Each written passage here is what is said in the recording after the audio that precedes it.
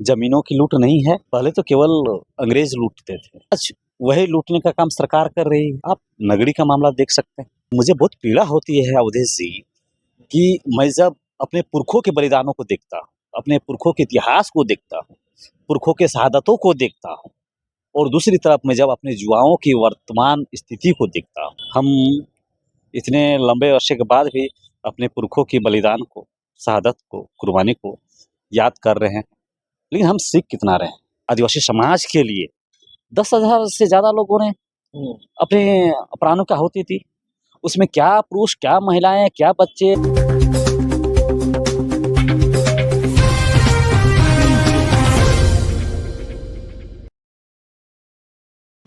नमस्कार, जोहार। आप देख रहे हैं झारखंड स्वतंत्र खबर।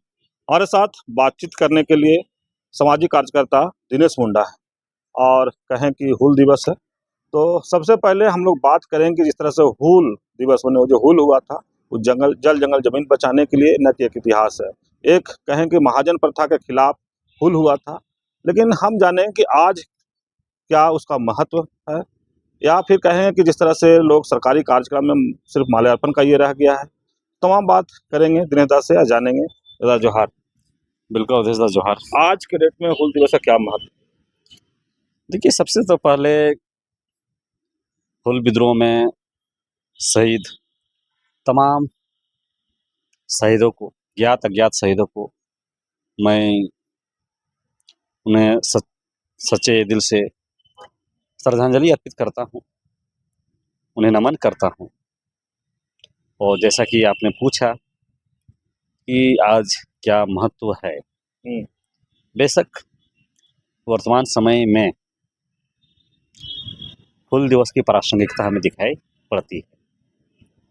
आप हमारे संविधान के अनुच्छेदों में या जितने भी प्रावधान जिसमें आदिवासी समाज की पहचान, अस्मिता, जल जंगल जमीन के संरक्षण संबंधित, आदिवासियों के संरक्षण संबंधित, उनकी भाषा, उनकी संस्कृति के संवर्धन और संरक्षण हेतु जितने भी प्रावधान बनाए गए हैं, वो हूल विद्रोह, भगवान बिरसा मुंडा के उलगुलान, तमाम जितने भी आदिवासी विद्रोह रहे हैं अंग्रेजों के खिलाफ, वो उन्हीं का परिणाम।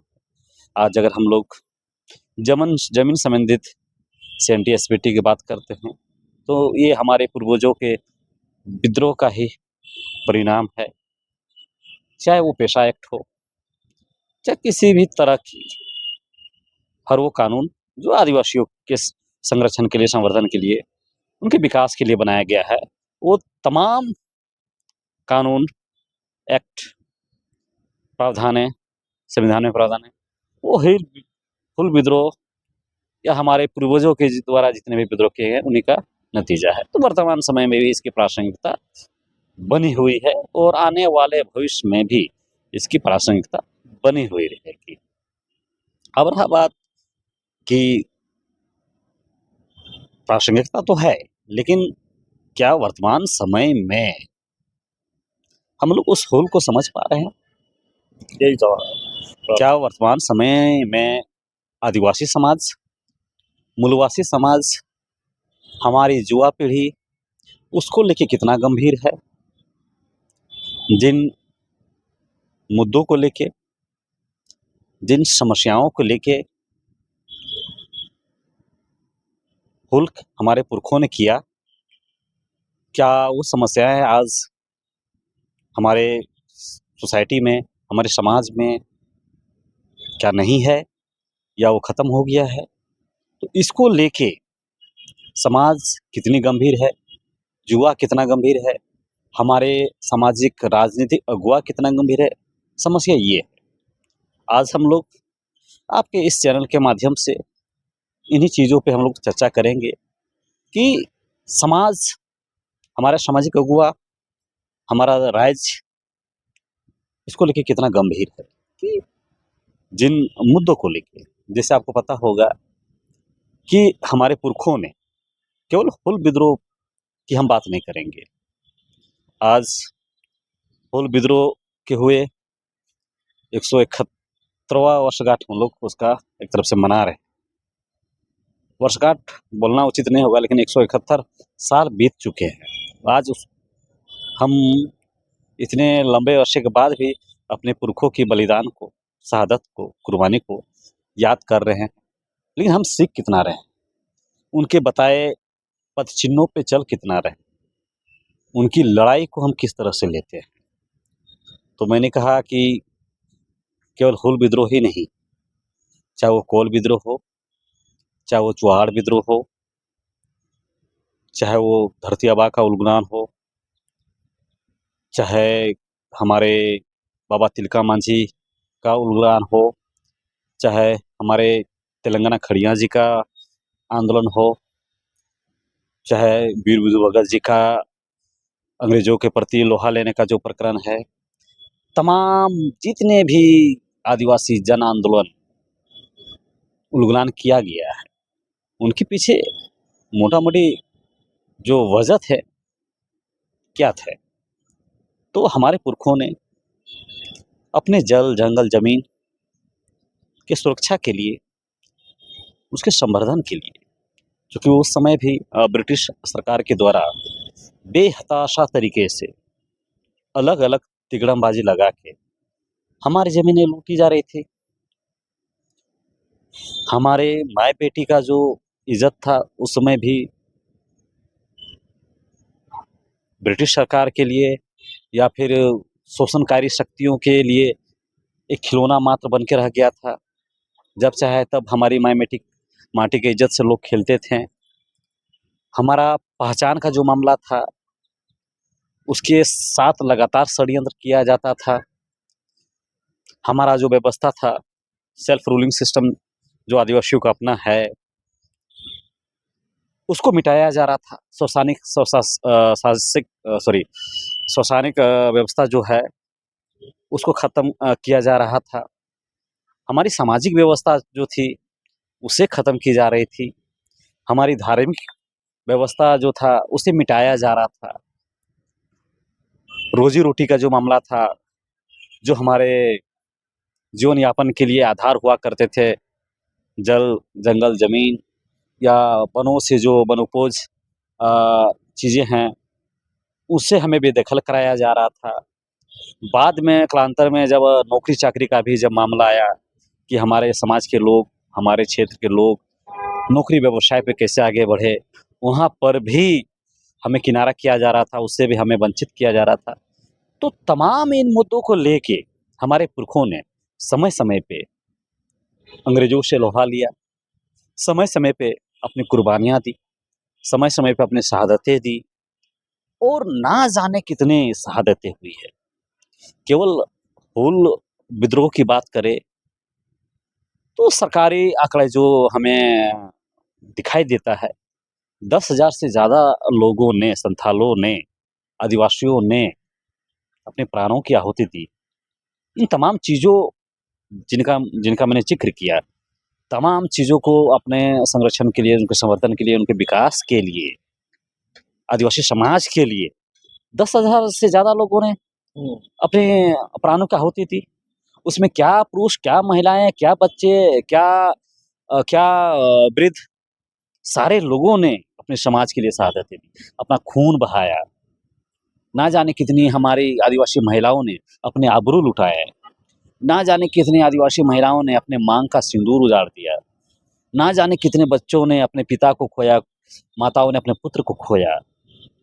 आंकड़े तो 10,000 हैं, लेकिन हम लोग जानते हैं कि 20,000 से वो भी ज़्यादा हमारे आदिवासी समुदाय के साथ नरसंहार हुआ।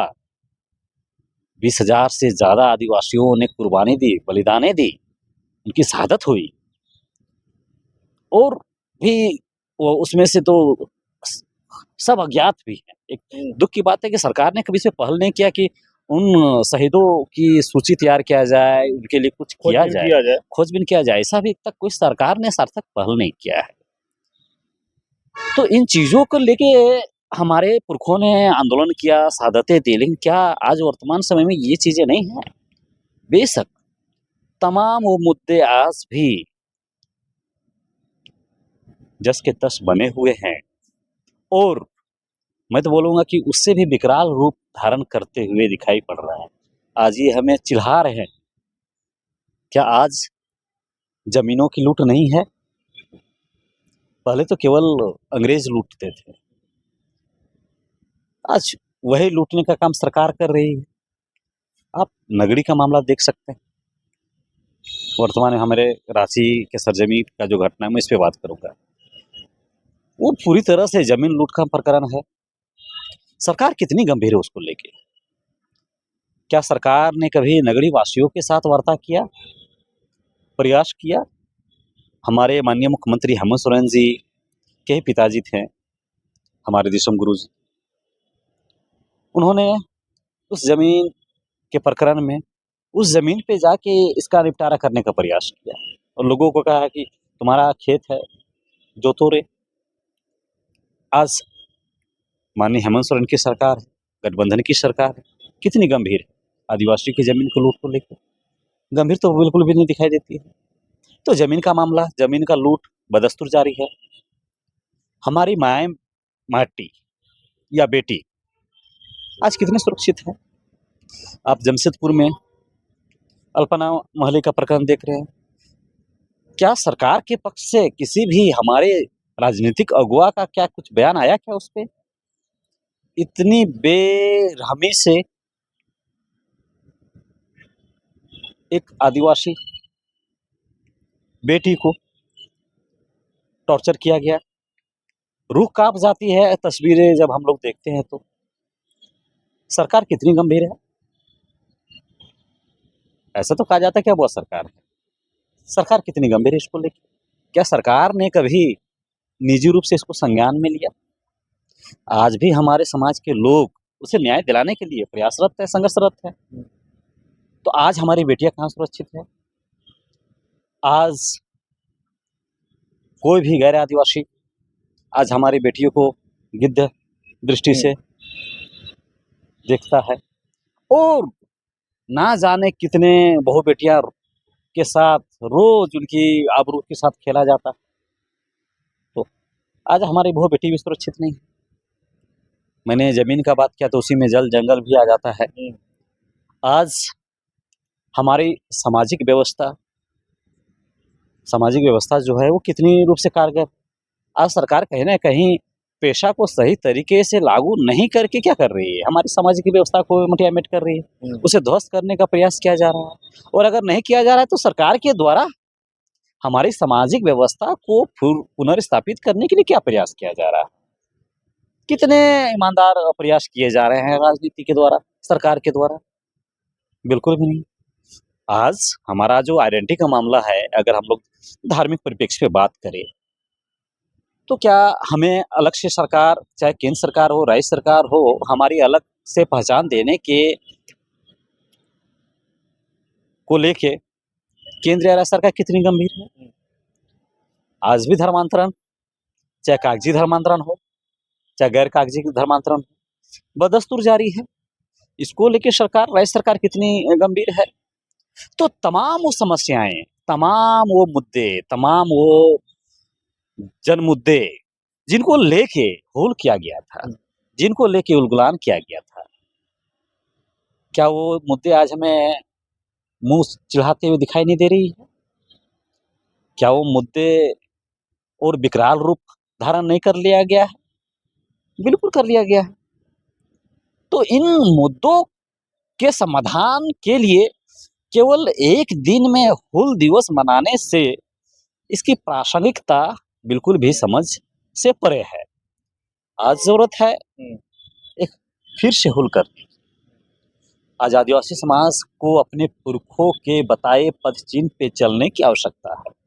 आज आदिवासी समाज को सिद्धू कानू, चांद भैरव, फूलो झानो, भगवान बिरसा मुंडा, आपका वीर विधु भगत, तेलंगाना खड़ियाँ, जितने भी हमारे आदिवासी पुरखों ने हुल किया था, उनके नक्शे कदम पे चलने की आवश्यकता है और तभी जाके उन समस्याओं का समूल समाधान हम लोग ढूंढ पाएंगे।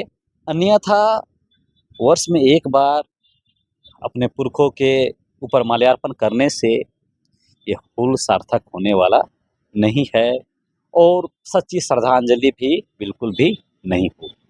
झारखंड या देशवासियों युवा को खासकर क्या संदेश देंगे हुल दिवस पे? बिल्कुल, बहुत ही सुंदर सवाल आपने रखा है अवधेश जी। एक युवा होने के नाते मेरे अंदर में भी इस तरह की प्रश्न हमेशा मेरे दिमाग में घूमता है। एक युवा होने के नाते मैं चाहूँगा कि हमारे युवा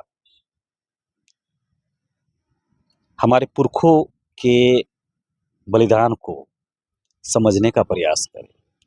हमारे पुरखों ने, जैसा मैंने पूर्व में चर्चा किया है, जिन चीज़ों को लेके अपना सर्वस्व न्यौछावर कर दिया, बहू-बेटियों ने अपने सुहाग उजाड़े, अपने आबरू लुटाए, बच्चों ने अपने पिता, अपने भाई खोया। इन चीज़ों को दिल से समझने की आवश्यकता है, दिल से महसूस करने की आवश्यकता है। और मुझे बहुत पीड़ा होती है अवधेश जी कि मैं जब अपने पुरखों के बलिदानों को देखता हूँ, अपने पुरखों के इतिहास को देखता हूँ, पुरखों के शहादतों को देखता हूँ और दूसरी तरफ मैं जब अपने युवाओं की वर्तमान स्थिति को देखता हूँ, तो बहुत पीड़ा होती है। पीड़ा हो क्यों नहीं? जिस जल, जंगल, ज़मीन को बचाने के लिए लाखों-लाखों की संख्याओं में हमारे पुरखों ने शहादतें दी हैं, क्या आज उस जल, जंगल, ज़मीन को लेके हमारा युवा पीढ़ी ईमानदार है, गंभीर है? बिल्कुल भी नहीं। मैं ये नहीं कह रहा हूँ कि समस्त युवा नहीं है, लेकिन अगर रेशियो वाइज़ अगर बात किया जाए, तो जिस ज़मीन को बचाने के लिए पुरखों ने शहादतें दी है, आज हमारे युवा उसी ज़मीन को बेचने के लिए अपनों के खून बहा रहे हैं। हमारे पुरखों ने ज़मीन को बचाने के लिए दुश्मनों का खून बहाया था, खुद का खून बहाया था। लेकिन वर्तमान समय में क्या हो रहा है कि आज वही ज़मीन को बचाने के लिए, उसी जंगल को बचाने के लिए, उसी जल को बचाने के लिए आज हमारे युवा किनका खून बहा रहे हैं? अपने ही समाज के लोगों का खून बहा रहे हैं। तो भाई कैसे हुल की महत्व को हम समझ पाएँगे? हम कैसे कह सकते हैं कि हमारा युवा पीढ़ी आज अपने हुल को लेके गंभीर है? आज अल्पना मुर्मू का मैंने उदाहरण दिया, सॉरी अल्पना महली का। आज हमारे युवा पीढ़ी कितने दुर्बल स्थिति में है कि एक हमारे समाज की महिला के साथ इतनी बर्बरतापूर्ण, अमानवीय तरीके से उसे टॉर्चर किया गया। हमारे युवा तो केवल सड़क तक हैं, हमारे युवा तो केवल नारेबाजी तक हैं। ठीक है, हम संविधान के सम्मत लड़ेंगे, लेकिन वो खौफ जो दौर था हमारे पुरखों का खौफ का, क्या आज हमारे युवाओं में दिखता है क्या? बिल्कुल भी नहीं। ऐसा क्यों है? चूँकि हमारे पुरखों की लड़ाई जो थी, वो अपने चीज़ों को बचाने के लिए थी, अपने चीज़ों के सुरक्षा के लिए थी, उनके संवर्धन के लिए थी और हमारा पुरखा का लड़ाई दुश्मनों से थी। आज हमारा युवा क्या कर रहा है? हमारे पुरखे जो थे वो किन्हीं उनके अंदर में किसी तरह का स्वार्थ नहीं था। उनके अंदर में किसी तरह की लालसा नहीं थी कि मुझे चेहरा चमकाना है। वो ईमानदारी से अपनी चीज़ों की लड़ाई करते थे। उनके एक आवाज़ पे ऐसा अब भी जानते हैं कि 50,000 से ज़्यादा लोगों ने सिद्धू कान्हू, चांद भैरव और फूलो झानो के नेतृत्व को स्वीकारा था। उनके एक आवाज़ से पूरा समाज खड़ा हो जाता था। और ऐसा नहीं है कि वे एक बहुत ज़्यादा उम्रदराज हो गए थे, एक तरफ से जुआ ही थे वो। और आज के जुआ का क्या स्थिति है भाई? आज का जुआ अगर समाज में है तो क्यों है? आज भले लोग सामाजिक कार्यकर्ता, सामाजिक अगुवा, सामाजिक तौर पे लड़ने वाले जुआ क्रांतिकारी हमारे जुआ कहलाते हैं। लेकिन बारीकी से जब हम जाते हैं तो क्या पाते हैं कि किन्हीं की लालसा ज़मीन बेचने की है, किन्हीं की लालसा अगर शहर में है तो नगर निगम में हम पार्षद कैसे बन पाएँगे? तो मेयर तक का चुनाव कैसे हम लड़ेंगे? हमारे युवा के अंदर में ये लालसा है। लालसा होनी चाहिए, मैं ये नहीं कह रहा हूँ। लेकिन उसके लिए आप अपनी माँ-बेटी का इज़्ज़त बेच दे रहे हैं। आप अपना जल-जंगल ज़मीन बेच दे रहे हैं। आप अपने व्यवस्था से बाहर जाके काम कर रहे हैं। तो ये तो हमारे पुरखों के अंदर में नहीं था। तो आज के युवाओं को उनसे सीख लेना चाहिए कि आज आप निजी डेवलपमेंट अपने विकास के लिए आप समाज को दाँव पे लगा रहे हैं, जल जगह ज़मीन बेच दे रहे हैं, बेटी बेच दे रहे हैं आप। कोई अपनी राजनीतिक करियर को चमकाने के लिए समाज को अस्से पे धकेल दे रहा है। कोई निजी विकास के लिए, अपना स्वार्थ के लिए। तो मैं युवाओं को ये संदेश देना चाहता हूँ कि आप अपने पुरखों से सीखिए। उन्होंने निस्वार्थ भाव से केवल समाज की बढ़ोतरी के लिए, एक सुंदर समाज के निर्माण के लिए अपनी शहादतें दी थी, अपनी कुर्बानियां दी थी। लेकिन आज के युवा क्या इन शहादतों के लिए तैयार है? ये गंभीर मसला है, ये बड़ा सवाल है हमारे युवाओं के। तो उनसे सीखना चाहिए। आज हमारे युवा टोलियों में बटे हुए हैं, तो टोलियों में बटने पे हमारे युवा को आवाज देने से रांची में कितना भीड़ होगा। अल्पना मुर्मू का ही मामला को देखिए, अल्पना महली का ही मामला को देखिए। क्या वो दौर और ये दौर में अंतर नहीं है? युवाओं का नेतृत्व में अंतर नहीं है? बहुत अंतर, बिल्कुल अंतर है। तो युवाओं को ये सीख लेना चाहिए कि वो वीर सिद्धू, कान्हू, चांद, भैरव, चाहे वो वीर भगवान बिरसा मुंडा हो, वे निस्वार्थ भाव से जो समाज का जो आवाज होता है, द वॉइस ऑफ सोसाइटी जिसको हम लोग बोलते हैं, वो बन के काम करते थे। आज हमारे युवा वॉइस ऑफ सोसाइटी नहीं बनने का प्रयास कर रहे हैं। वो अपना फेस कैसे मेरा ज्यादा से ज्यादा सोशल मीडिया में आए, कुछ तो केवल रीलबाजी तक सीमित है, केवल रीलबाजी। मेरे ऊपर भी आरोप लगा है, लेकिन मैंने पूर्व से ही कहा है कि मैं रोड पे उतरने वाला फिलहाल अभी आंदोलनकारी नहीं हूँ, लेकिन मेरी जिम्मेवारी है कि अगर मेरे अंदर में कुछ जानकारी है तो मैं अपने बच्चों को मोटिवेट करूं, अपने समाज के युवाओं के लिए एक रास्ता इख्तियार करूं।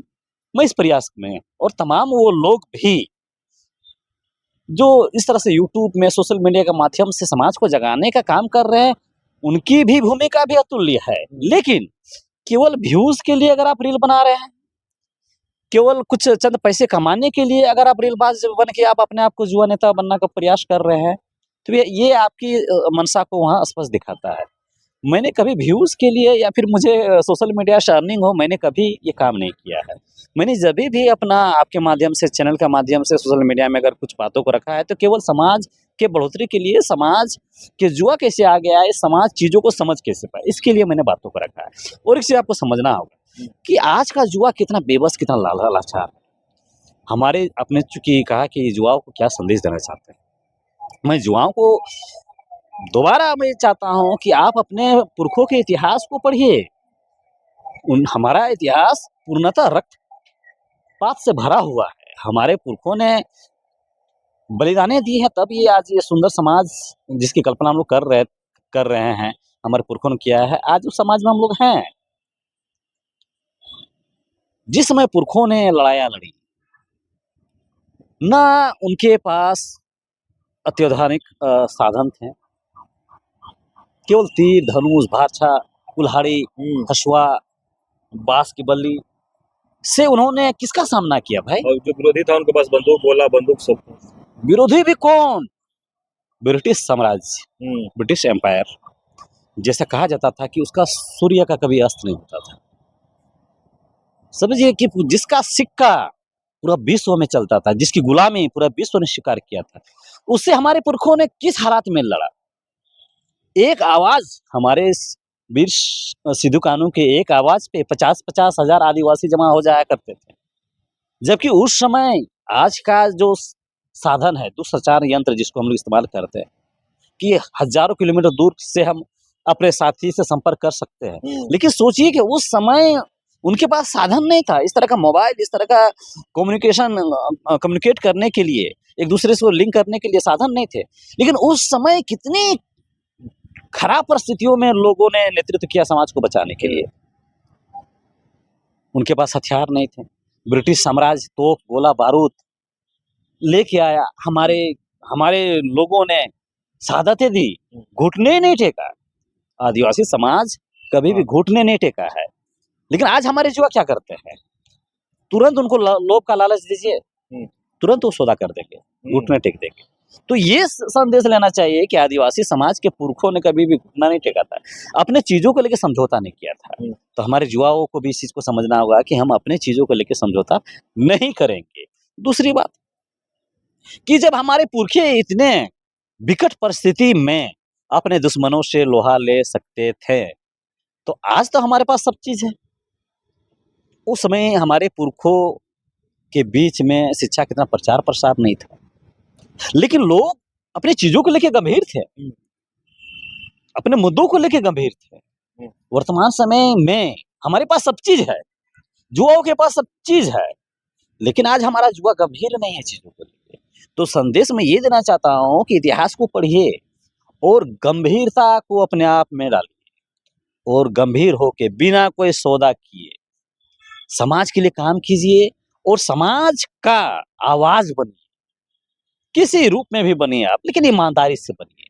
चाहे राजनीतिक परिप्रेक्ष्य में आप अपने आप को विधायक बन के, पार्षद बन के, प्रमुख बन के, मेयर बन के, एमएलए, एमपी बन के आप नेतृत्व कीजिए बेशक, लेकिन ईमानदारी से, समझौता करके नहीं।